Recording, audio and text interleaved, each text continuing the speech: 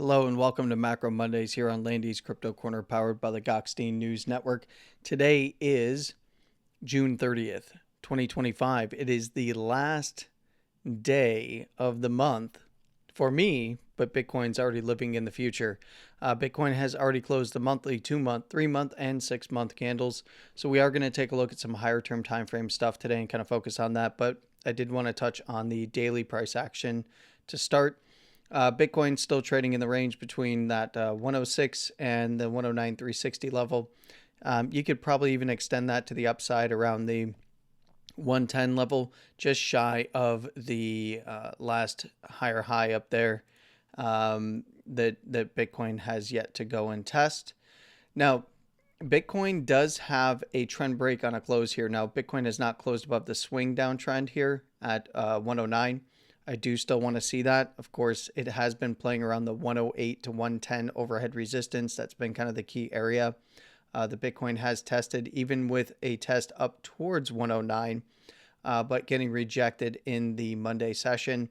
Now, of course, it is, it's a close of a monthly candle that is also many higher term time frame closes as well. So we really have to see how the rest of this week goes. This is a short week, by the way. We will only have 4 U.S. trading sessions this week, and we already have one down. So there will be no trading on, of course, Friday, which is July 4th. Now, what should we be looking out for? Here on the daily, very, very simple. Closes below 106. If we haven't already tested down, I would look immediately down to 104 here. That'd be the next major area of interest. Swings into this yellow zone down here, perfectly fine. No big deal there. There is some major moving averages and some major band levels there that I'm going to show you in just a moment. But, anywhere below there, I'm looking right back to the 101 downside here. Now, we did get our swing down below the swing lows outside of the bottom side of that 101 level. And we did hit the initial target there at 98, got the nice bounce up, closing higher high, but did not get a swing higher high trend break. But because this is a closing higher high, and as of the Monday session and candle close here, we did get a high put in. Now, this high is not on a divergence, a bearish divergence. Now, there might be longer term bearish divergences that are populating, but this is technically a trend break from an RSI perspective because the close was a closing higher high. We just need to see that extra confirmation of closing above the 109. And I would venture to say if you see Bitcoin trading up that way and especially getting daily closes above, it's probably already tested 110, maybe even the 110 to 112 region above. Let's go ahead and turn on the bands here and look at some confluences. Give me one moment here. I keep getting questions about the Landy bands. This is a free indicator. It's linked in my profile description on X for the bio there, and it's linked in the video description on YouTube. So that's kind of where you're going to find it. You're not going to find it anywhere else. And in this case, it's free. It is private, but you just add it to your favorites, and you'll be able to add it to your chart. And we can see that we have the upper second standard deviation right around that 109,360. So if we see Bitcoin trading above the upper first, which is kind of mid-range of the green zone up here, which is 107.5 or so, right, kind of just above where Bitcoin is trading, then we're playing in the volatility area of interest, 108 to 110, which would extend past the top side where the upper second is. And if we do see closes, that's expansion back to the highs. That's 110 to 112. Anywhere above 112, I'm looking still 112 to 115 is the main area of interest on closes. With swings above 116, 117 are fine. If it does break out to the upside, you can see the downside just below the 106 level. We have right around the 105.7 region, the basis band, which is the 20 simple. If we did start to see that area fall apart, that's where we look right down to the lower first by 104. Of course, this is the December 5th high of the prior range before the breakdown to 74, 420, 69. That was a high that also put in a low at 92 that really defined that range, right? Now, of course, we did get deviations, 108 4, and then 109,360, so on and so forth. This is also a major Fibonacci level of interest at the 1272. Now, this is the prior cycle Fib extension from 69K to 15.5 on the bear market low. The extension of the 27.2% above the 100%, which is 69K. We have the 103, 650 or so. And that's right where the lower first is. If we do start to see price crack below there, look right to, the 102 region. You would want to see, if you're bullish, you want to see, closes above that, because otherwise it's expansion into the lows around 101, possibly breaking down from, this 100,700 to retest that 98 to 95 that we've talked about before. And no sense in really beating that horse to death right now. I did want to show that, yes, while there still might be some longer term bearish divergences that can populate in this area, they're not really relevant, or as relevant, I should say, on a closing trend break like this. But the danger still remains for the bulls with closes below that 109 swing high. We do need to see that break on a closing basis, not just a swing above it. But momentum could turn. I would be aware of possible momentum resets, as the 2-day, 3-day, 4-day momentum, I believe, is going to shift if it hasn't already. 107 is going to be the pivot on the daily. So closes above 107 will keep this turn to the upside, but it's getting close where it might want to correct further. And I wouldn't mind seeing a correction further. Where it gets a little dicey for the bulls is kind of below the 101 level and starting to push into that red line there at 100,700. And that's where we start looking for the 98 to 95 again, around the point of control of the range for the highest volume traded price at 96K or so. Now, let's go ahead and look at a few other things here. I'm going to incorporate this into the local charts so that we can get rid of that. And let's go ahead and turn that off. Let's go look at the weekly real quick. Let's check up. We did not get the closing higher low up here, so we do have a bit of a swing downtrend still. Closing higher low will be set on any closes above 109 even. So again, the area that we need to see the daily closes above. If we see a weekly close above, this would be a closing higher low. Granted, there is a swing downtrend here. It's all about the closes.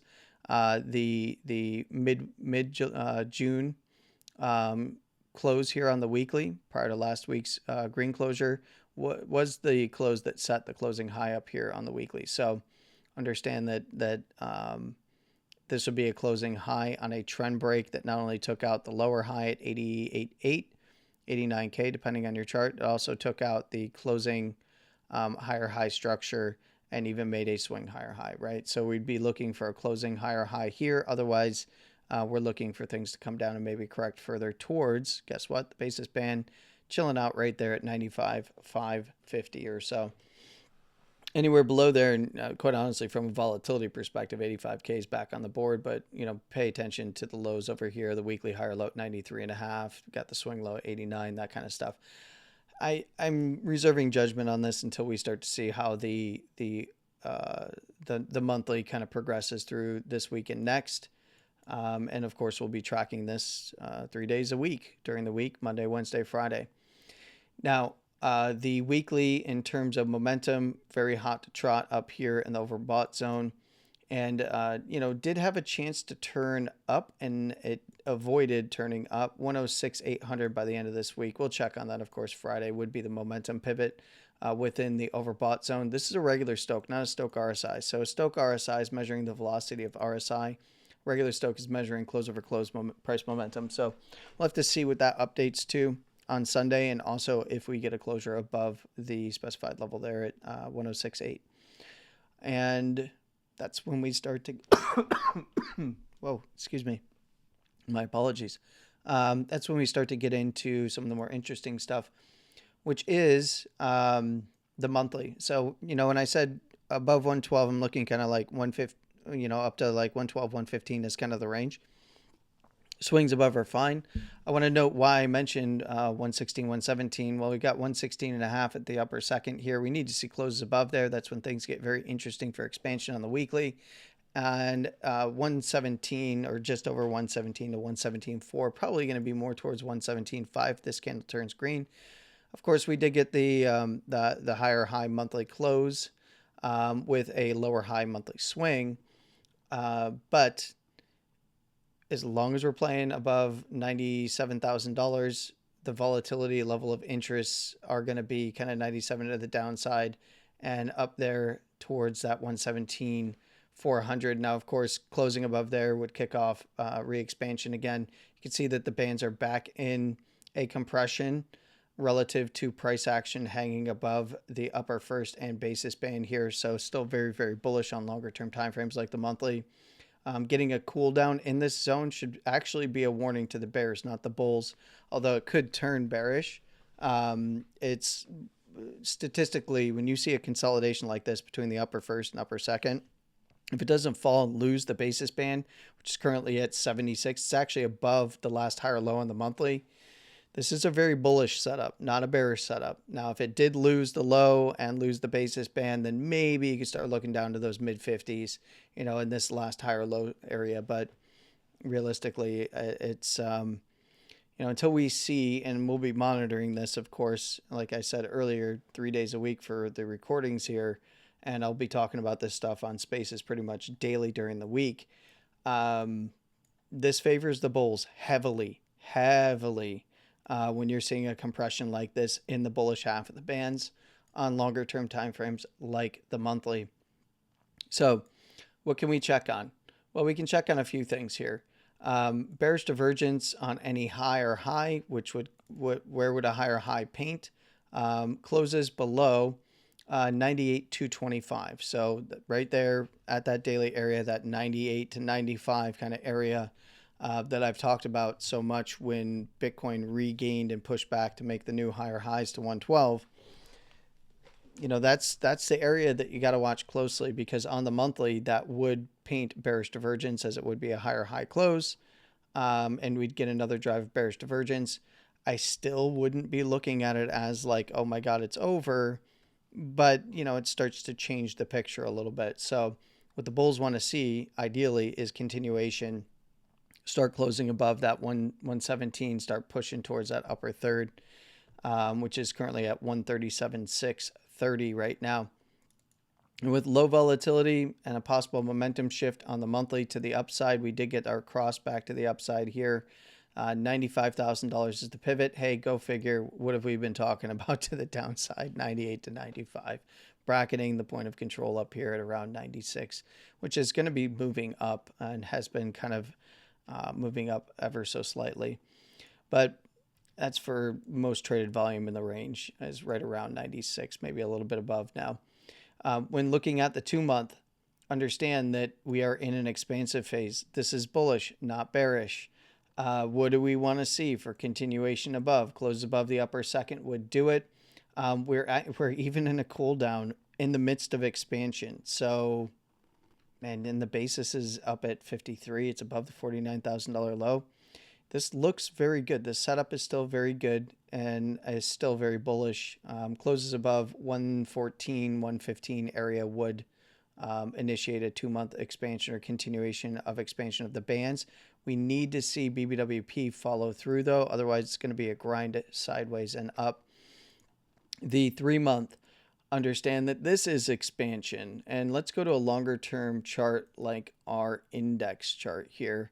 And the index chart, of course, we got the quarterly close above the 1272, which naturally gives us our target from the prior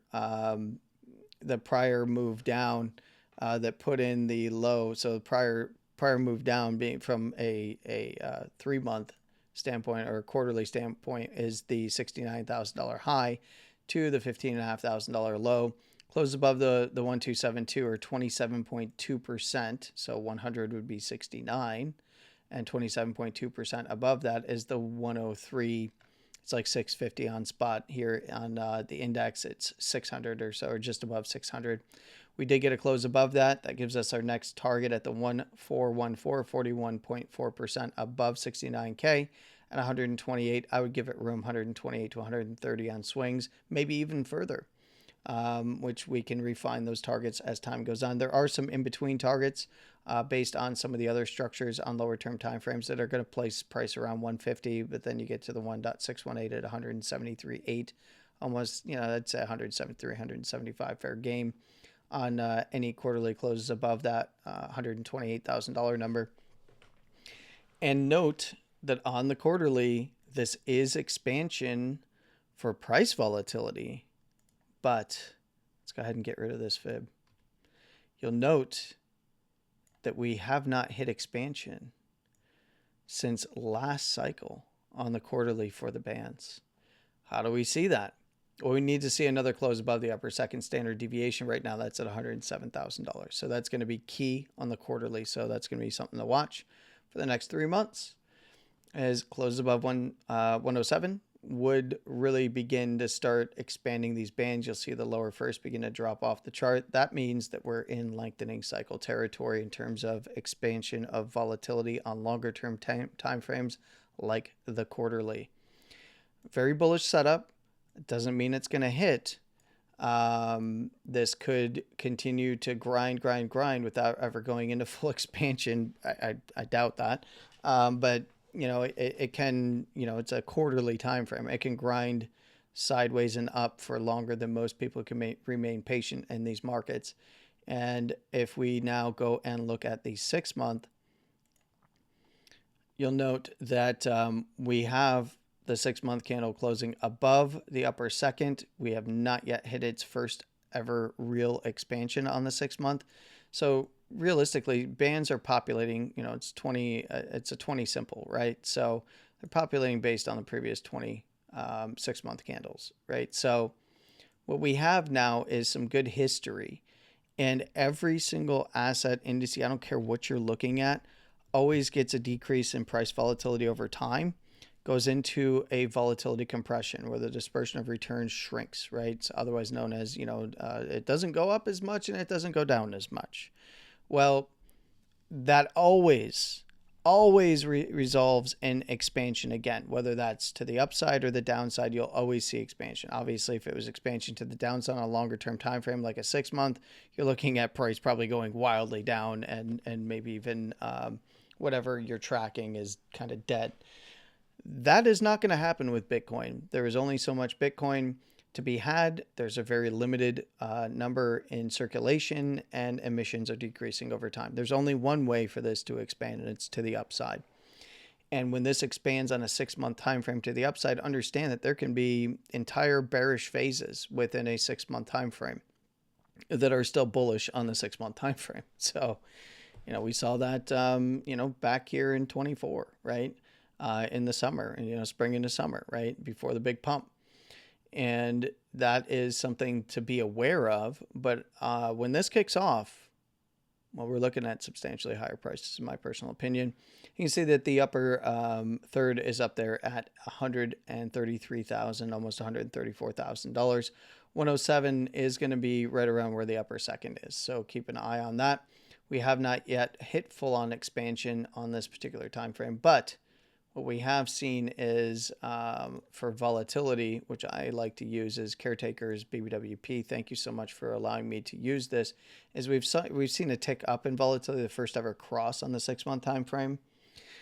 We have not seen like the first ever expansion yet, and we haven't seen the first real move off of the low side structure for volatility. And I want to kind of go back to the 3 month, and you can see that over time, you get lower levels of volatility, but at some point, this will peak again, right? And we do have volatility kind of cooling down on the 3 month, but in the context of a bullish structure. If it turns bearish, could it get expansion to the downside? The only way that like the 3 months getting expansion to the downside is if it starts to lose the basis and flush towards the lower first, rather. I don't foresee that happening.